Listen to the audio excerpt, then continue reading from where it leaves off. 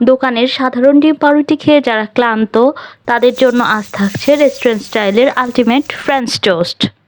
মুখে দিলেই মিলিয়ে যাবে, অথচ ওপরটা থাকবে ক্রিস্পি। হ্যালো এভরিওয়ান, আমি রিম্পা সেন। আমার নতুন একটি ভিডিওতে আপনাদের সকলকে জানাই অনেক অনেক স্বাগতম। তাহলে চলুন শুরু করা যাক। রেস্টুরেন্ট স্টাইলের ফ্রেঞ্চ টোস্ট বানানোর জন্য প্রথমে একটি বাটিতে 3টি ডিম ভেঙে নিন। এরপর এতে হাফ কাপ পরিমাণ দুধ, স্বাদমতো লবণ, চিনি, সামান্য দারুচিনি গুঁড়া দিয়ে ভালোভাবে মিশিয়ে নিন।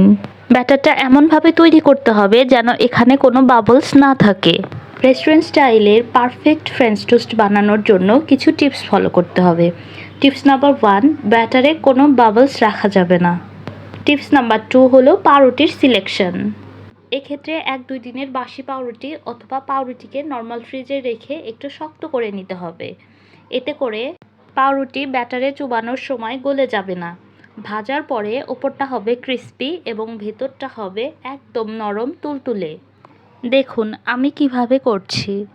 এবার পাউরুটিকে ব্যাটারে চুবিয়ে ফ্রাই প্যানে সামান্য ঘি ব্রাশ করে এপাশ ওপাশ ভেজে নিন।